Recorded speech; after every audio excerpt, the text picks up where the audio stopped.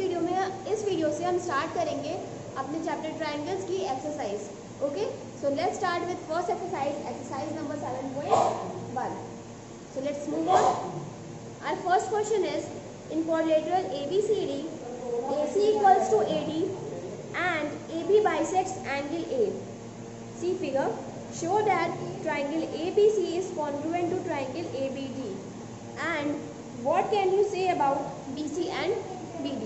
Okay, so guys, in our first question, a quadrilateral is given in which there are two triangles formed, right?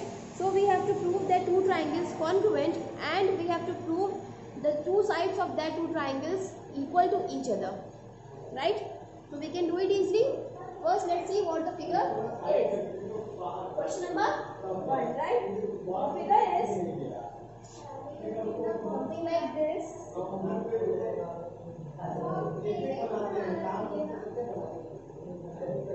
This is A, B,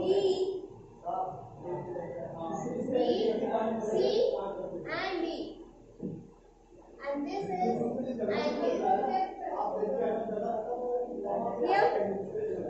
Here it is saying AC equals to AD. AC equals to AD. Okay, and AB bisects angle A. AB bisects angle A. That means this equals to this. Yeah. We have to show that triangle ABC is congruent to triangle ABD. Okay, so we can write here, in triangle ABC and triangle ABD, we can write AC equals to AD. It is given, and now we can write angle CAB equals to angle BAB. This is also given. Now AB equals to AB. We can write it as common. So we can say triangle ABC is congruent to triangle ABD by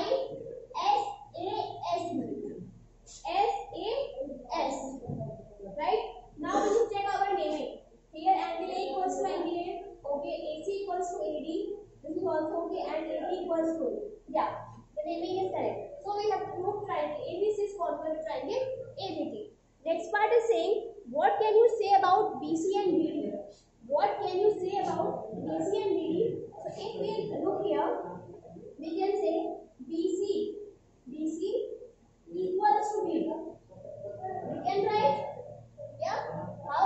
By CP. Clear? So guys, this is our first question. I hope you all have understood this. Okay? Clear? Now let's move to question number 2. देखिए question number first कितना easy था. उसमें figure हमें दिया हुआ था और साथ में दो कंडीशन भी दी थी. एक साइड इक्वल था और एक एंगल इक्वल था ना. हमने सिर्फ एक साइड कॉमन लेके उसको साइड एंगल साइड से कॉन्ग्रुएंट को कर दिया है. ठीक है, इसी तरह हम अपने बाकी क्वेश्चन भी सॉल्व कर लेंगे. तो हम देख लेते हैं हमारा क्वेश्चन नंबर 2 क्या कह रहा है. Question number 2 says ABCD is a quadrilateral in which AD equals to BC and angle DAB equals to angle CBA. Prove that there are three parts. Triangle ABD is congruent to triangle BAC. Second, BD equals to AC, and third, angle ABD equals to angle BAC. Clear? So first we should draw a figure. The figure is something like this. Here, this is AB, BC, and this is like this. This is A, B, C, and D. Here, now, here, these 2 points are joined and these 2 points are joined. Okay, this is our figure.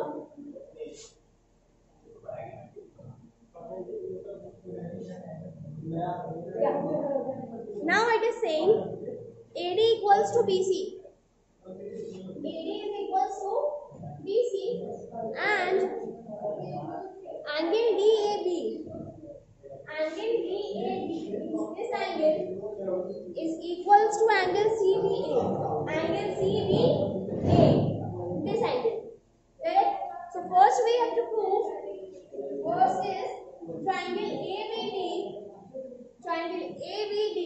congruent to triangle BAC.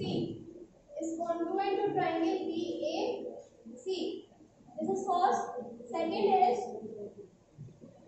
BD equals to AC. BD equals to AC. And third is angle ABD equals to angle BAC. Angle ABD equals to angle BAC. Right? So what we have to prove first? Triangle ABD is congruent to triangle BAC. Correct? Triangle ABD means this triangle and triangle BAC. Triangle BAC. We can write in triangle ABD and triangle BAC. In triangle ABD and triangle BAC, we can write AD equals to BC. We can write this, it is given. AD equals to BC. Now angle DAB is equals to angle CBA. Angle CBA. This is also given. Okay. Now which triangles we have? We have triangle ABD and triangle BAC. So this angle, this side is common. Right? ABs are common. We can write AB is equals to AB as common. So we can say triangle ABD is congruent to triangle BAC by side angle side. What we have done? Triangle ABD and triangle BAC.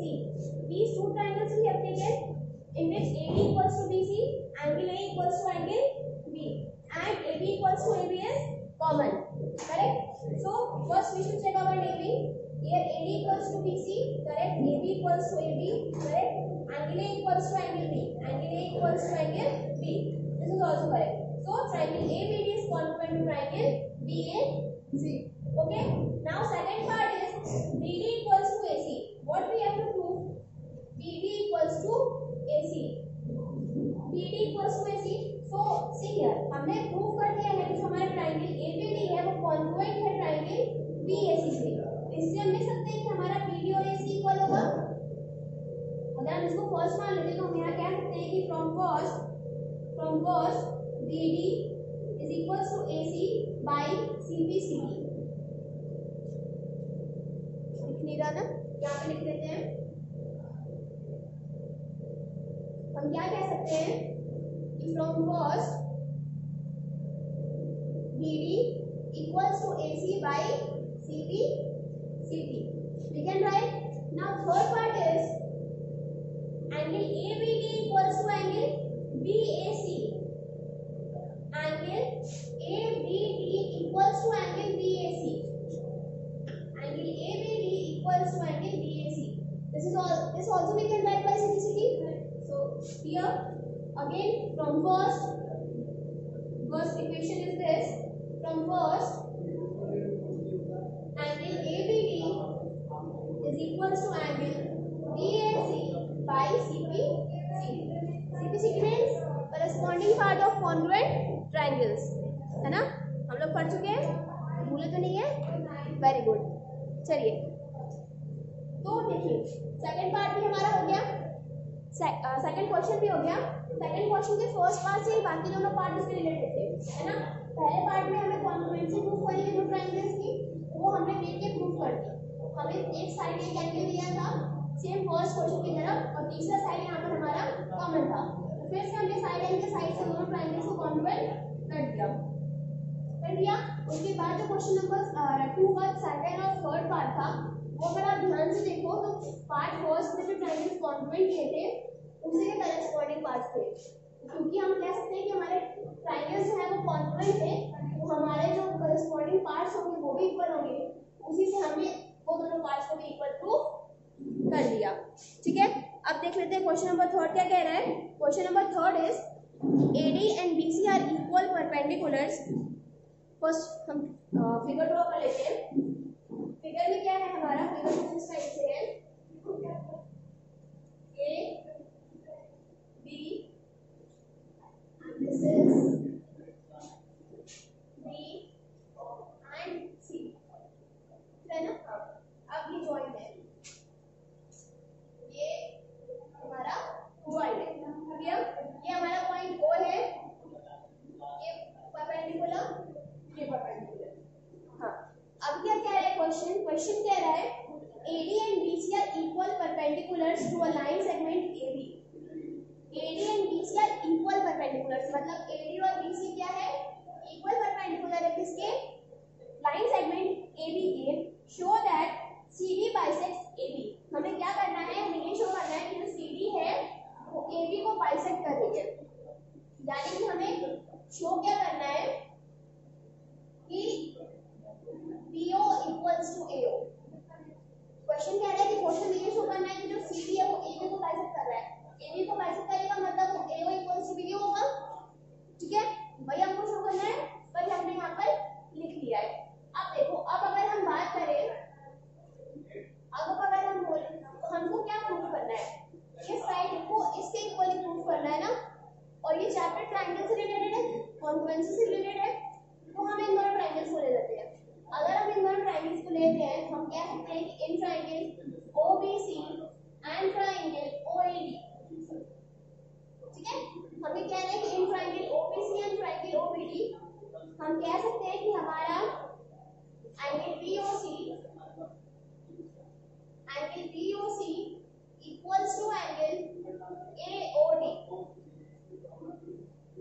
लिख सकते हैं आप, बिल्कुल लिख सकते हैं, क्यों, क्योंकि ये हमारे कौन से एंगल्स हैं, वर्टिकली अपोजिट एंगल्स ना, तो हमने लिख दिया यहाँ पे वर्टिकली अपोजिट एंगल।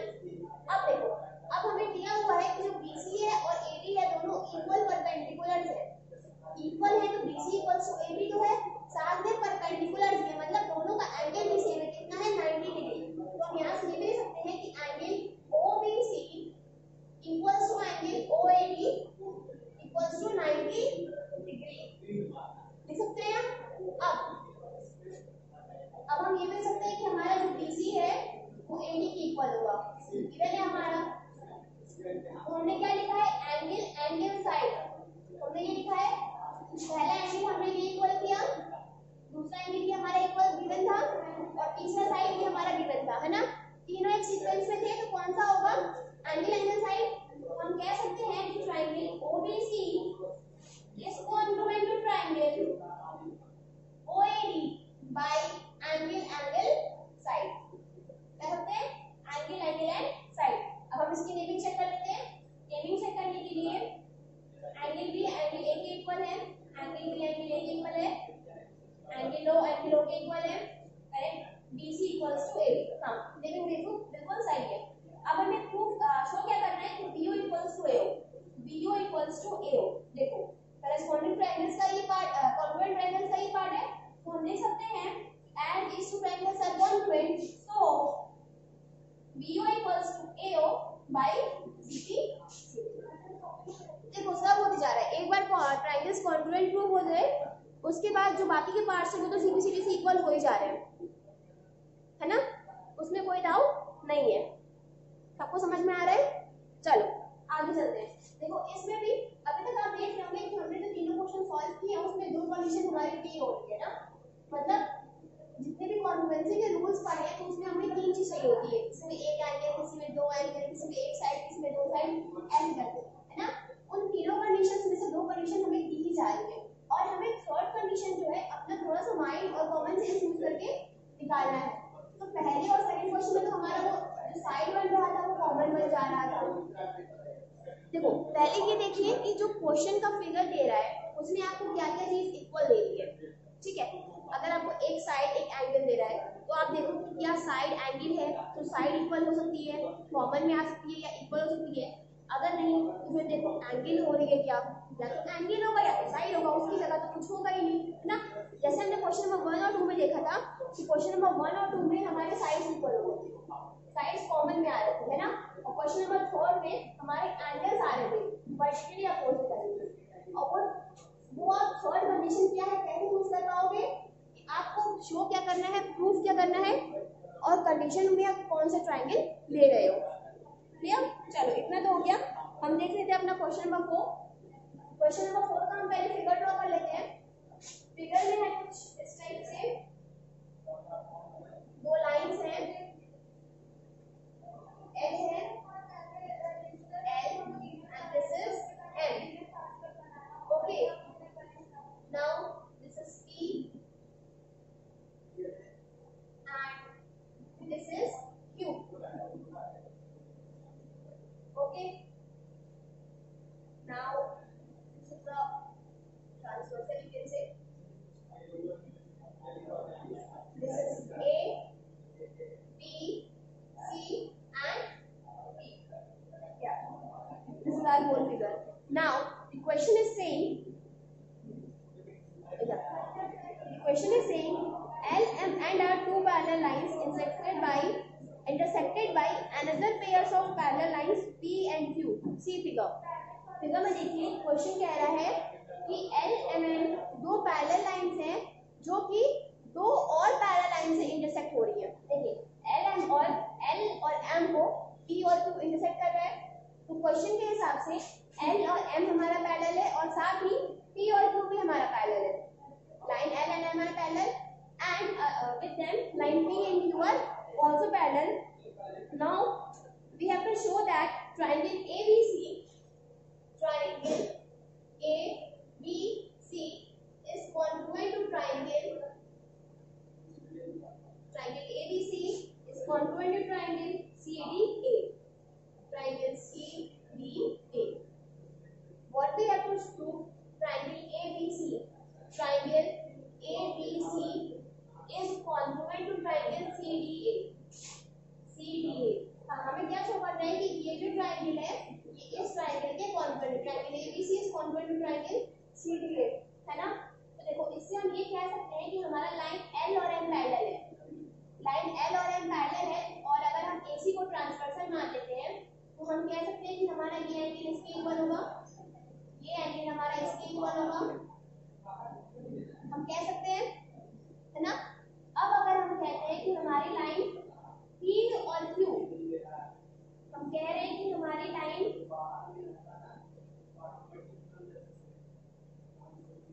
देखो ये जो है, चलो अभी इसको भूल जाते हैं, फिर से स्टार्ट करते हैं।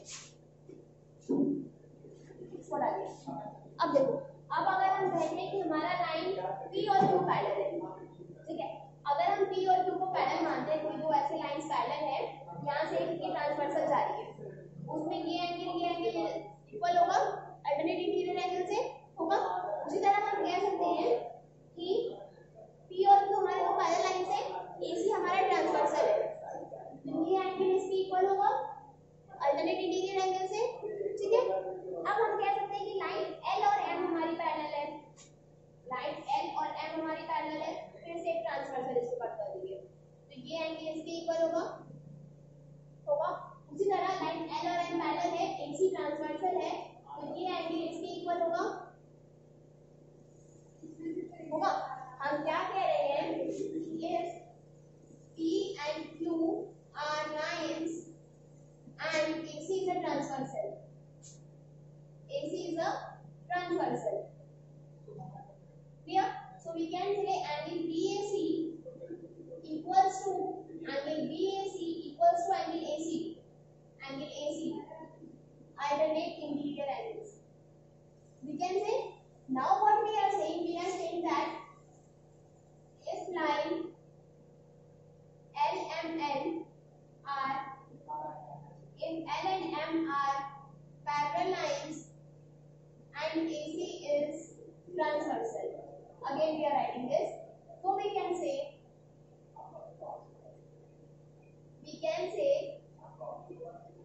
angle BCA equals to angle DAC, but again by alternate interior angle. We can say, yeah, we can say. Okay, now as we have proved that angle BAC equals to angle ACD, this angle, and angle BCA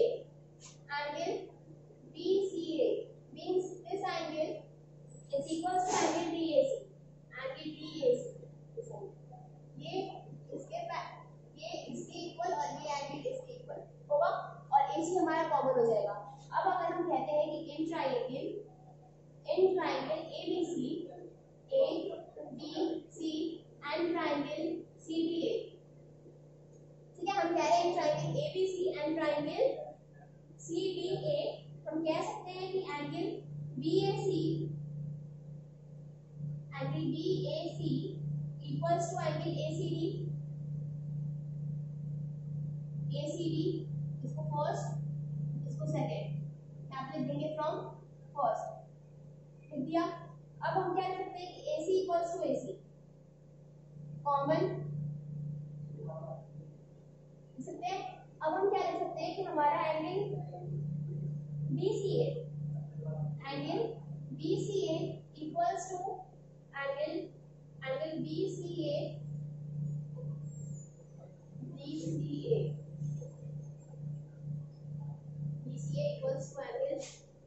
हाँ equals to angle DAC लिख सकते हैं। तीन condition हमने लिख दी।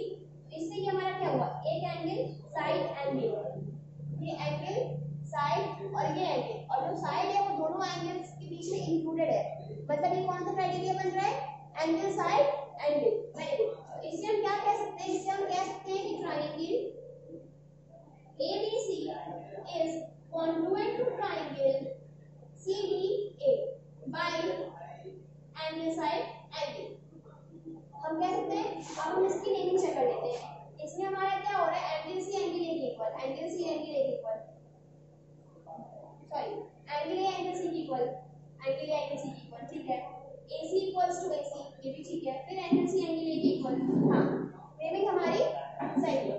देखो यही हमें शो करना था कि triangle ABC is congruent to triangle CDA, हमने शो कर दिया that triangle ABC is congruent to triangle CDA। Clear?